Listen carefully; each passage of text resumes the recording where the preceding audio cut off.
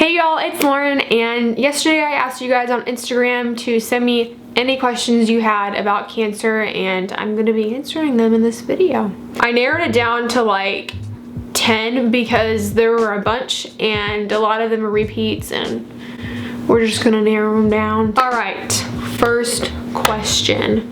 How do you feel this experience has changed your outlook on life? I feel like it has changed my whole entire outlook on life. For sure, it's made me more grateful just for every day and for every moment I get with my friends, my family. It's made me cherish those moments more too, just because I don't get those moments a lot anymore because I can't go out as much and go to church every week like I used to, or hang out with my friends every day. So it's made me more grateful, and it's helped me cherish those moments more.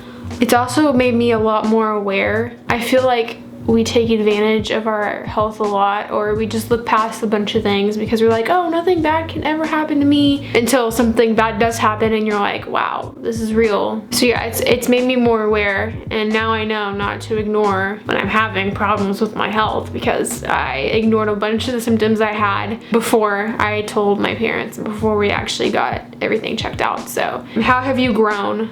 I feel like I have grown so much as a person. I've gotten so much stronger just because of all this. There's this quote, and it's like, God doesn't give you something that you can't handle, or life throws you curveballs, but God's not gonna give a person something that they can't handle and that they're not strong enough for. The days that I wake up and I don't feel that strong, or I'm just struggling and I'm in my head a lot, I just try to remind myself of that, like, God knows that you can get through this and you're strong enough for this. You're a strong person. So yeah, life is gonna throw you crazy curveballs sometimes, but it's nothing that you can't handle.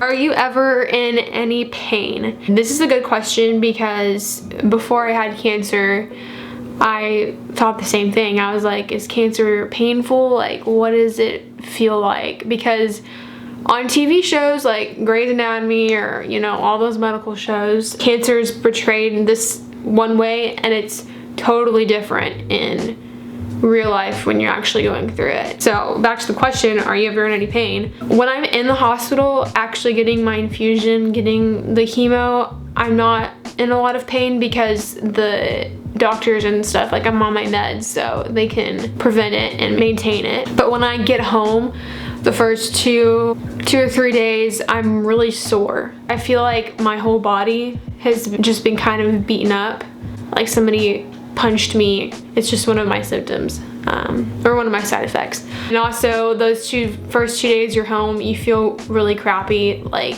the only way I could describe it is you feel like you have the flu. You're just really tired. You just want to lay in bed. You don't want to get up.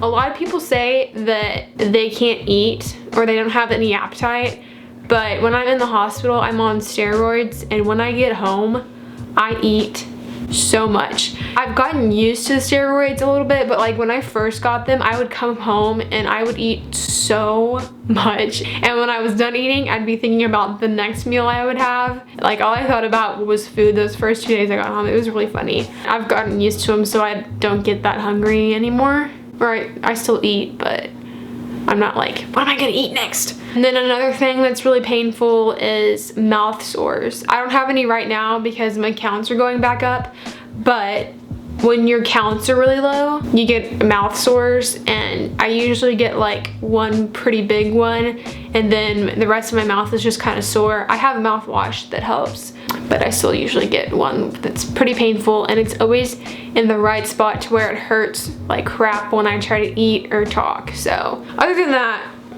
I'm not really in any other pain. Did you feel self-conscious about your hair loss? I'm actually gonna do like a whole video on hair loss and how it affected me, what it's like losing your hair, all of that. I was pretty self-conscious about it at first. I still kind of am sometimes, but I've gotten more used to it. Like I said, I'll get more into that when I film my hair loss video. How do you remain positive?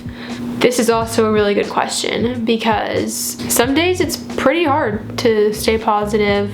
I feel like it's also gotten kind of harder as I've gone through treatment. Like, at the beginning, everything was still new, and so I hadn't processed everything, so it was easier to stay positive. But obviously, as you process things more and as you get deeper into treatment, it's gonna get harder. How do I stay positive?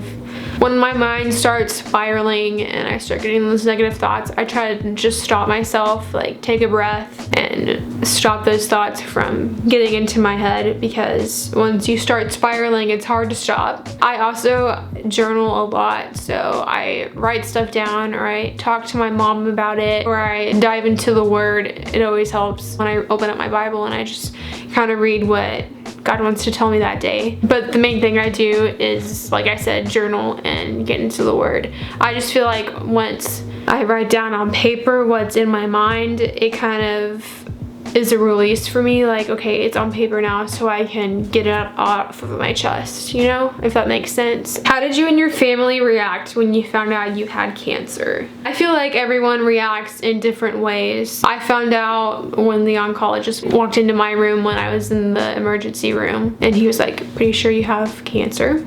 So I was kind of in shock at first. I didn't cry because I didn't know how to feel. The rest of my family was there too, and they started crying immediately, but I didn't, just because I was like, what the heck did you just say? Are you serious? And I never thought this would be me. I definitely cried later that day, just as it started to hit me more. And I feel like I processed everything in waves. There's just different things that come to your mind, and you process it, and you feel it, and you cry about it. It's good to feel things. I used to be like, oh no, it's okay. Oh, it's fine. Oh, but it's fine. But I've realized through this that it's okay not to be okay. It's okay to cry about things. It's okay to feel things. It doesn't make you any less stronger. I grew up really athletic. I played volleyball all 4 years of high school. I played soccer when I was little. I was always in that mindset that you don't complain and you can't be weak. I don't complain much at all. I usually hide my complaints I keep my complaints in my head. Like I said, you have good days and you have bad days, and on my bad days I try not to let myself get down too much, but on my good days I try to stay positive and just keep a positive mindset for that day. Did you lose any friends because of this? Were they freaked out? No, I didn't lose any friends. They've never really said that they were freaked out. They might have been overwhelmed like I was at first. Obviously, when your friend gets diagnosed with cancer, that's something huge. And you obviously never want to see a loved one go through something like this. So I'm sure they were sad and overwhelmed, but I don't think they were necessarily like, oh my God, she has cancer, she's gonna be bald.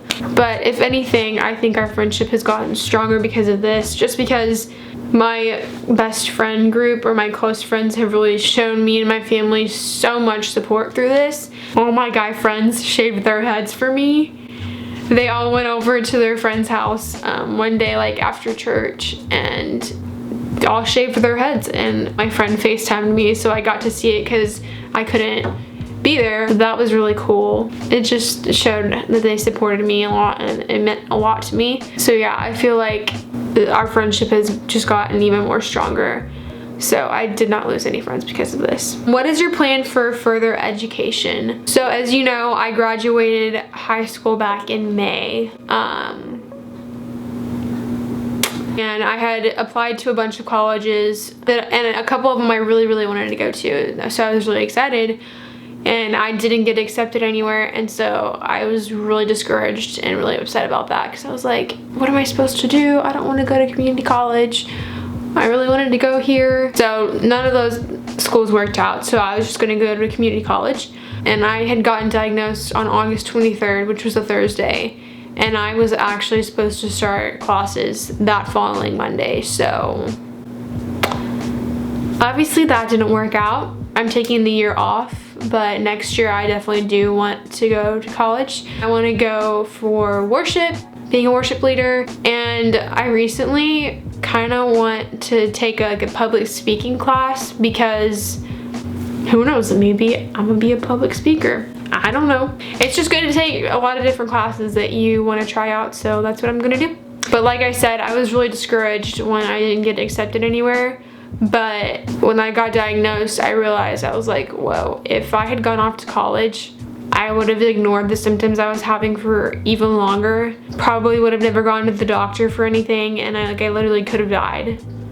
So that was pretty scary, and now I'm grateful that I didn't go off to college, because it's kind of a second chance to get my health back in check and then worry about school and my further education. And how did you battle the emotional and mental health part of going through this? This is a very good question, because I feel like one of the toughest parts about going through cancer is the mental and emotional side of everything. It is such a traumatic thing to go through, and obviously that's going to have an effect on your mental and emotional health. Like I said, you're going to have good days and you're going to have bad days. I never really struggled with mental health. I was always a really positive carefree person that only worried about the little things. But going through something like this obviously takes a toll on your mental health. When I get in that negative mindset and I start, you know, like I said, spiraling, and those negative thoughts start spiraling, I just try to kind of stop myself, but sometimes it's hard to do that, and you know, some days are pretty bad and some days are pretty good.